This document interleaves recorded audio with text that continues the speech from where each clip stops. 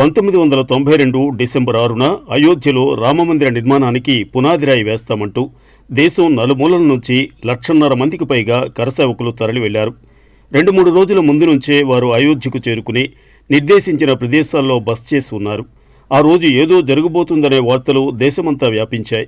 అక్కడి బాబ్రీ మసీదును ధ్వంసం చేసే ప్రమాదం పొంచి ఉందని ఇంటెలిజెన్స్ వర్గాలు కూడా అప్పటికే ఆనాటి పివి నరసింహారావు సారథ్యంలోని కేంద్ర ప్రభుత్వాన్ని హెచ్చరించాయి.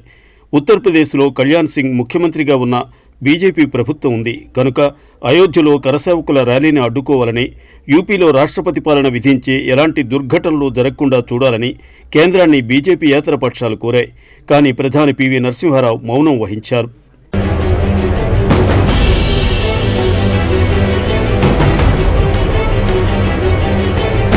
ఆ రోజు ఆర్ఎస్ఎస్, దాని అనుబంధ సంస్థలు వివాదాస్పద నిర్మాణం జరిగిన ప్రదేశంలో 1,50,000 మంది విహెచ్పి, బీజేపీ కరసేవకులతో ర్యాలీ నిర్వహించాయి. ఈ కార్యక్రమంలో బీజేపీ నాయకులు అద్వానీ, మురళీ మనోహర్ జోషి, ఉమాభారతి ప్రసంగించారు. ర్యాలీ మొదలైన కొన్ని గంటల్లో జనంలో అసహనం క్రమంగా పెరిగిపోతూ పోయి నినాదాలు చేయడం మొదలుపెట్టారు. దాడిని ఎదుర్కొనేందుకు సన్నాహకంగా నిర్మాణం చుట్టూ పోలీసులు రక్షణ వలయంగా నిలిచారు. అయినా మధ్యాహ్నం సమయంలో ఒక యువకుడు ఒక కాషాయ జెండాను మోసుకుంటూ పోలీసు రక్షణ వలయాన్ని దాటి నిర్మాణాన్ని అధిరోహించగలిగాడు. ఇది జనసమూహానికి ఒక సంకేతమైంది. అంతా ఒక్కసారిగా నిర్మాణాన్ని చుట్టుముట్టారు. ఈ స్థాయి దాడికి సిద్ధంగా లేని పోలీసులు అక్కడి నుండి పారిపోయారు.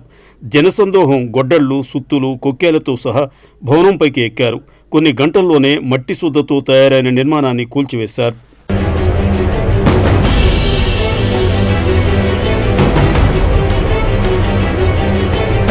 అదే సమయంలో మసీదుకు ఎలాంటి నష్టం కలిగించబోమని నాటి UP BJP CM Kalyan Singh, BJP అగ్రనేతలు, హిందుత్వ సంస్థలు సుప్రీంకోర్టుకు లిఖితపూర్వకంగా హామీ ఇచ్చాయి. ఇందుకు విరుద్ధంగా ఆ రోజున ర్యాలీలో ప్రసంగించిన నేతలు ఉద్వేగపూరిత ఉపన్యాసాలతో కరసేవకులే రెచ్చగొట్టారు. కరసేవకులు మసీదులోకి చొచ్చుకుపోతున్నా చర్య తీసుకునేందుకు భద్రతా బలగాలకు ఆదేశాలు అందలేదు. దీంతో అందరూ చూస్తుండగానే గంటల వ్యవధిలోనే 16వ శతాబ్దం నాటి ఆ ప్రాచీన కట్టడపు 3 గుమ్మాలు కరసేవకుల చేతుల్లో నేలమట్టమయ్యాయి. కరసేవకుల్లో రేగిన ఆగ్రహావేశాల కారణంగానే బాబ్రీ మసీద్ కూలిపోయిందని ఆ తరువాత బీజేపీ నేతలు చెప్పుకొచ్చారు.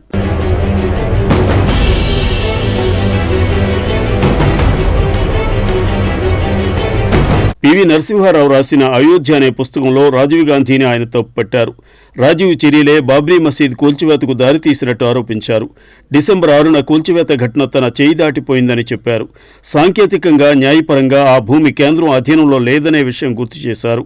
కూల్చివేసిన రోజు స్థానిక జిల్లా మెజిస్ట్రేట్ అక్కడకు కేంద్ర బలగాలను అనుమతించేందుకు నిరాకరించారని, రాష్ట్ర ప్రభుత్వం ఈ మేరకు తనకు రాతపూర్వక ఆదేశాలు ఇచ్చిందని మెజిస్ట్రేట్ తెలియజేశారని పివి గుర్తు చేశారు. తాను ఎలాంటి తప్పు చేయలేదని ఈ పుస్తకంలో పివి చెప్పుకున్నారు.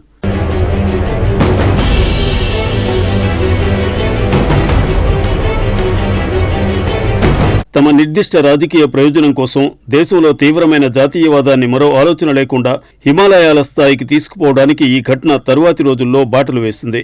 బాబ్రీ మసీద్ కూల్చివేతలో బీజేపీ అగ్రనేతల కుట్ర ఏమీ లేదని సీబీఐ స్పెషల్ కోర్టు 2020 సెప్టెంబర్లో తీర్పు ఇచ్చింది.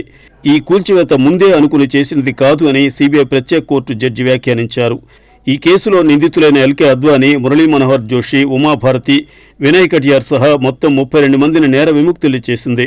ఆరోపణలకు తగిన సాక్ష్యాధారాలు లేవంటూ కేసు కొట్టివేసింది.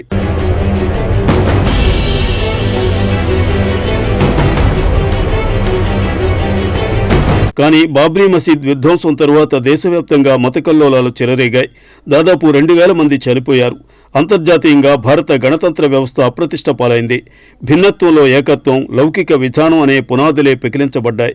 బీజేపీ అతివాద రాజకీయాల ప్రభావం వల్ల అప్పటి వరకు తటస్థులుగా ఉన్నవారు హిందుత్వకు అనుకూలంగా మారటం మొదలవడంతో ఈ ఘట్టం దేశ రాజకీయ చిత్రపటాన్ని మార్చివేసింది. లౌకికవాదం అనే మాట వినకూడని మాటలా మారింది.